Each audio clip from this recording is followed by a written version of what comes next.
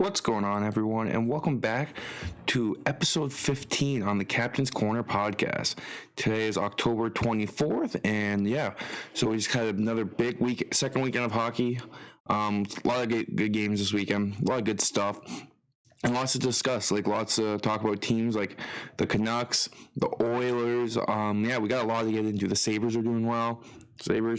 So lots of good stuff to get into today's episode, and then we're gonna wrap up and we're gonna do some reverse retro power rankings. Those came out last Thursday, and I really liked them. They were series 2 of them, and so we will rank all 32 of those, and you guys can argue with them in the comments. But I'm super excited to talk about those. But before we do that, let's just get right into the weekend recap. Some teams to talk about that had some strong weekends, some teams that didn't have strong weekends. I'm not going to recap every game, but we'll just talk about some teams. To start with, the Sabres are 3-0 on their West Coast trip. They're doing a great job out there, playing hard, strong hockey. They're taking away the neutral zone. They're really pressing out, and their young stars are developing. Rasmus Dahlin, 5 goals in 5 games, leading the league. Hasn't been done before for a defenseman. He's looked really great. The confidence on him is incredible. So a guy that's really grown, it's different. He was under Ralph Kruger, he was struggling, didn't really get opportunity. New coach, Donnie Granado, comes in, gives him a chance, and this kid has really taken off. And I don't know if it's sustainable, but it's definitely, you can see the talents there, the defense. He's playing with a little bit of an edge, a little bit of chippiness to him, stick up for his teammates, kind of stirring the pot a little bit, but you kind of like to see that from a young defenseman. I really like his game so far this season, and excited to see how that can continue. That's Sabres. They're really good. Talk's leading the team with 6 goals for them, and they've had really balanced attack. The rookies Peterka's looked solid in a couple games. Quinn's kind of struggled. Power's getting better. I think Owen Power is getting better with each game. I think obviously he had a great 8 games last year, but he's still 19. He's not going to be lighting up the league. Defensemen take time to develop. Owen Power will be fine. He's getting big minutes on this team, and he will be fine. Tampa Bay Lightning, off to a slow start, but they had a big weekend with a 2-0 weekend, beating Florida Panthers and the New York Islanders at home. Stamkos is on a tear. I'm not worried about Tampa. They've had some struggles early on in the season, but they're a team that figures out. They're a veteran team. They'll get their feet under them. They'll get going. They'll be fine. Stamkos, like I said, leading the league in goals. He's absolutely on fire. Vasilevsky hasn't come to form yet. Once he comes to form, they're going to be fine. I'm not worried about Tampa. They'll have ups and downs. I don't think they're going to dominate the league, but they are going to be fine. Seattle had a strong weekend. They got some wins. They're playing Chicago right now. The Blackhawks, they were winning last time I checked. But they had a strong weekend. Seattle's a team that I think in a weaker division, they can sneak into a playoff spot if the goaltending can improve. It's really Grubauer hasn't been great. Dreger hasn't been great. But if they can get those guys to step up to their potential, they have a team that's not ready, cup contender, but I think they're a team that can push the boundary, especially in a weaker conference with Vancouver struggling, LA struggling. I think they're a team that can make a push for the playoffs more than I thought 2 weeks ago. Again, it's still early. We will have power rankings next week to discuss what teams I think, where they've climbed and who's dropped down. Obviously, there's been some that have. Nashville's one of them, but Vancouver's one of them too. But Seattle's not going to break the bank this year and go all in for a cup. They're not that team. But if they can keep playing well, keep playing tough, physical, strong hockey, and winning some games, that's good development for a young team. Next off, the Bruins are also off to a hot start. They're 5-1. David Pastrnak, 10 points. David Krejci, 7 points. So guys that, like, I know I was writing them off to start the season, and who knows, might not be sustainable, but they're looking a lot better than I thought. Swayman's not playing the best, but Allmark's been playing well for them. He's the older goalie, so he's been getting more games. I'm sure they'll eventually get back to a 50-50 split. They want to develop Swayman. But for the meantime, Allmark's winning them games, and they look fine. Their defense isn't the best, but their offense, their forwards are helped the defensemen so well on this team. I'm not really worried about that. I think they're a team that will do better than I thought they would, as long as they can stay healthy. Obviously, they're missing Marchand still and McAvoy, which is, once they get those guys back, that's huge for that team. So they're a team off to a hot start, and they're doing better than I expected them to do, and I still can see them doing better. So that's what I have for them. And then obviously the Stars are hot start too. They're 4-0-1. Their top line each has 7 points of Pavelski, Hintz, and Robertson. That's their line. Ottinger's been sensational for them. He's 4-0 with a .959 save percentage and a 1.25 goals against average. So he's just picking up right where he left off, looking great. And I don't know if this is sustainable for this team. I think they're just too top heavy. That first line really takes a bulk of the load, and Sagan hasn't been great. He's been all right. And I saw this thing where he's considering retirement after the season, which is kind of wild to me because he's not that old, but I don't know. He's struggled. He's had injuries. Ben hasn't looked great. Those two contracts are really hurting them. And I don't really know where to go from here. I don't know if, like, they're heavy on that first line and heavy on that, rely on their goaltender. If they can keep it up, it might help, but I still picture them as a verge of a playoff team, but they'll have some fall off, and if they can't keep those top guys healthy, they will struggle. But speaking of struggling here, let's talk about the Vancouver Canucks, a team that I did not see being this bad. They're 0-4-2 to start this season, and it hasn't been pretty for them. I don't even know where to start. 0-4-2, they started obviously on the road, a long road trip, and then they went back this weekend for a home opener against the Buffalo Sabres, and they just got embarrassed at home bar. They didn't look good. Buffalo was hemmed in on their zone. They controlled puck possession. Vancouver was getting booed heavily in their own home opener, which is insane. Fans were throwing jerseys on the ice early, like after the first game. It's crazy. And I don't really know what to expect with this team. Like, I love their lineup at the start of the year, and I thought, like, they were a team that, especially as a Sabres fan, I thought, like, that game this weekend, it was going to be a rebound game for Vancouver. They were going to put it to the Sabres. They were going to pump them 4-0 or something like that. Demko was going to figure it out, and their big boys were going to step up and make a statement game, but that just didn't happen. I don't know what's going on with them. They just haven't looked good. They have the worst penalty kill in the league. They have the 13th best power play. They have a 2.67 goals for average. That's 27th in the league, and a 4.5 goals against average in the league, which is 30th. Pettersson leads the team with 6 points. Demko's 0-4-1 with a 4.2 for goals against average and 858 save percentage. I know that's not all on him. He hasn't looked great, and by no means, but, like, the defense has looked terrible. They threw Rathbone in against the Sabres to kind of just mix up the blue line a little bit. He looked all right, but, like, it's just a struggling team. The forwards don't look great. I don't know. Brock Besser's been nowhere to be seen. Pettersson's been their best forward by far. Garland scored last night, but I don't know. It's just a struggling team right now, and I don't really know what to expect of it. This was very unexpected, and, like, I picture them turning around, but they're going to need to. It's not going to get any easier for them. They play Monday. They play home against Carolina.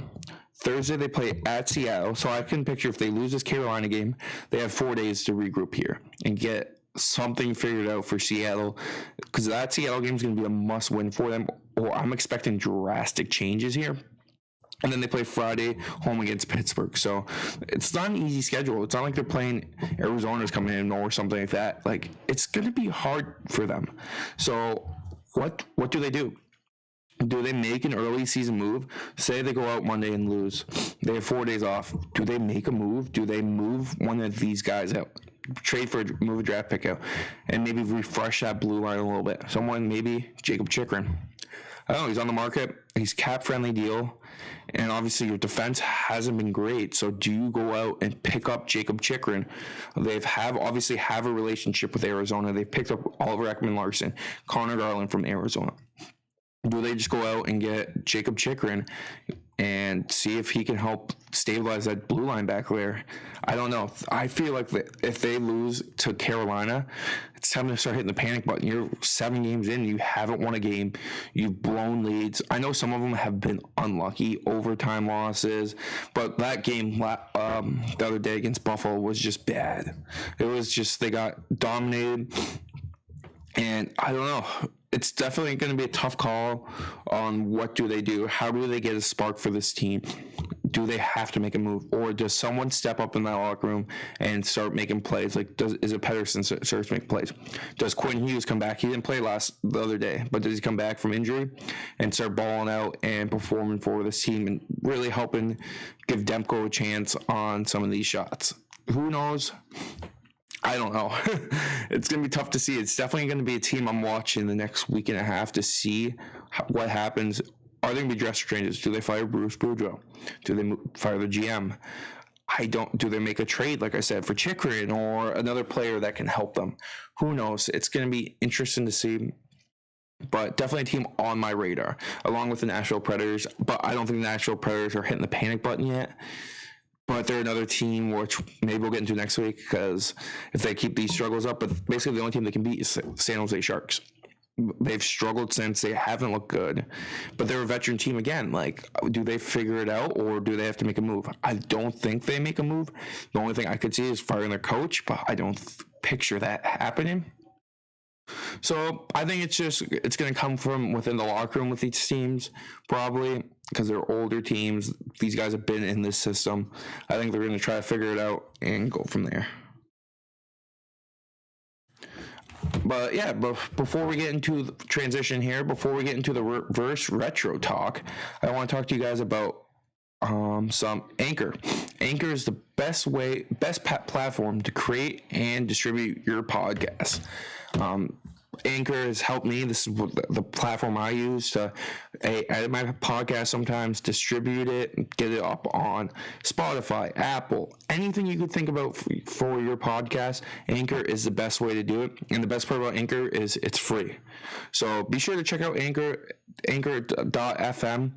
and they will always be linked down in the description. So be sure to check them out, guys, as they're a great way to get started podcasting. But yeah, let's transition here into the reverse retro power rankings. So obviously last week on Thursday, they revealed the reverse retros, and this was series 2. So obviously series 1 came out 2 seasons ago, and it was like, most of them were pretty solid. They had a lot of gray in those jerseys, and there were some hit or miss. This one, they obviously got away from the gray, because obviously they got the feedback on that, and there are some really good ones here in my opinion, and then there are some really, really bad ones, and let's start discussing that. So obviously first up, we got the dead last, number 32, the most hated one in my opinion, the Columbus Blue Jackets. This is a huge miss for me. I think maybe if they went with a red or something else, the blue, maybe their alternate blues. But the black on the blue is a no-go for me. Looks terrible, and a big swing and a miss for the Columbus Blue Jackets, dead last, number 32. Number 31 for me is the Detroit Red Wings. I don't like these at all. It's stripes across. It looks like the Chicago Blackhawks jersey. And I know they usually have the same jerseys, but there was so much potential here for them to like kind of mix it up. And this just was a swing and a miss for me. So the number 30, Seattle, like the idea, I like the blue. I like kind of the concept of doing their lighter blue as a main jersey color for this one. But I just didn't like the two tones on it. It was just too much for me. Obviously, they don't have a retro to go off of, but yeah, it didn't do it for me. Number 29, the Flyers. It's just a white Flyers jersey. It did nothing for me. Not great, but obviously I know Flyers fans like it. They're doing like the long pants and the warm-ups for it. That's going to be weird to see. But yeah, so number 29 was the Flyers. Number 28, the Ottawa Senators. I didn't like this one. Obviously, they're doing the stripe across, but like maybe they do a white in the middle or something. I just didn't like doing the black, the red, then the black in the middle. I think it was just too boring and nothing to it. I would have liked if they done maybe like the cross, the sends across the word, like how they did before for their black alternates back in the day. Maybe do a red one of those. But yeah, I wasn't a big fan of these Senators ones. Number 27, Chicago. I didn't love these ones. I know they were very classic on their jerseys, and so like it has a retro feel to it.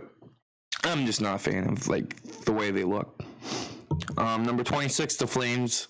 I don't like these. The best one they had was 2 years ago when they had the Blasty, and obviously that's their alternate this year. So they were trying to mix it up, and they went with a different style jersey. It's just not my favorite. I don't like the stripe going across and up. It's just weird to me. Number 25, the Devils. They went with the same jersey style, but they did go with their, what was that? The Kansas City Scouts colors. I think that's what it is. And not bad. Like, it's cool for the Devils, but I don't know. I like their greens better. The green and the reds. Number 24, the Canadians. I know a lot of people like these, the powder blue, the Carolina blue, or whatever you want to call it. I'm just not a fan of how it looks for them. It's not really their color scheme. I'm not really sure why they went with the powdered blue for this, so that's why I had them so low. But I'm a fan of blue, but just not for the Canadians, like the powdered blue for this. Number 23, the Leafs. It's the Leafs. Like, it's their old jerseys. It's cool. You got the lighter blue on it. But nothing to break home about. I just thought there were better ones out there than the Leafs. Number 22, the Ducks. A lot of people love these, the Mighty Ducks logo jersey with their current colors. But personally, I don't like their current colors, so that's why I have it so low. I love the jersey design. I'm just not a huge fan of their current color scheme. And that's why I had them ranked so low. If it was their older color, would have been sick. Probably would have had it a lot higher, but that's why it's low for me. Number 21, the Rangers. I know a lot of people love the Lady Liberty logo, and I do too, but I just thought the Navy looked so much better. They did the exact same jersey for the last reverse retro, but this time all they changed up was the color scheme, and that's why I'm not a huge fan of this one. I don't know. I didn't like the lighter blue on it like I like the Navy, so that's my reason behind that. Number 20, the Oilers. It's just their navy colors with the oil drop.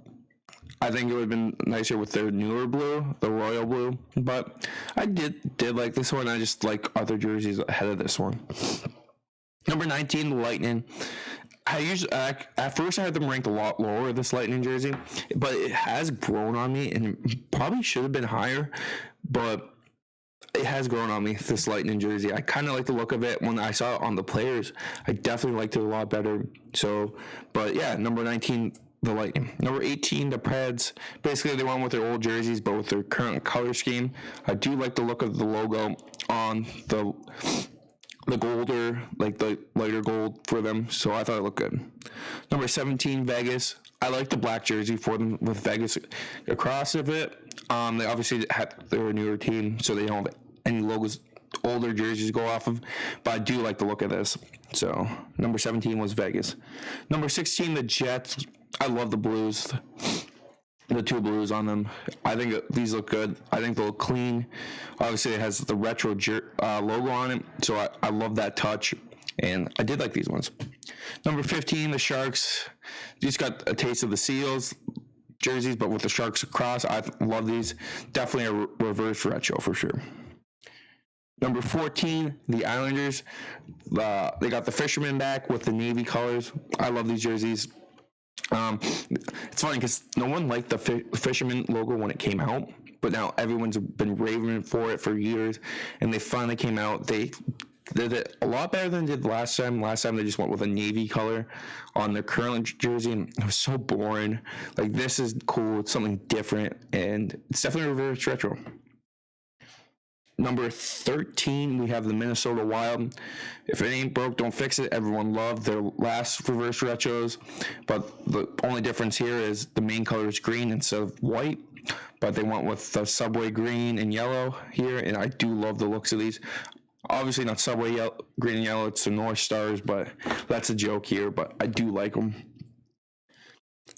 Number 12 here, we have the Florida Panthers. I love these looks. I love their shoulder logo. It's just Florida to me. Like, it feels like a Florida jersey. Like, you know how the Miami Heat always do those jerseys? I like these jerseys for them. It'd be cool. Maybe they can bring them back as an alternate in the future years. That'd be pretty cool too. Number 11, the Dallas Stars. I love this with their old logo on it and then the black. I think these are going to be so cool. All blacked out with these. Definitely one of my favorites. Obviously, I had them at 11 here, but I do like these ones a lot. Could have had them higher, but I did rank other ones higher. Number 10 here, the Coyotes. You can't miss the burnt orange. Huge fan of that. Cool desert colors with the Kachina head. Going to be really cool. Number 9, I have the Carolina Hurricanes. I love the red just look of the Canes on this. I probably should have had this lower. At first, I loved it a lot, and I probably could have dropped it down, but it was a good, you know what? I'll stick to my guns here, and I do like the Canes one. Something different.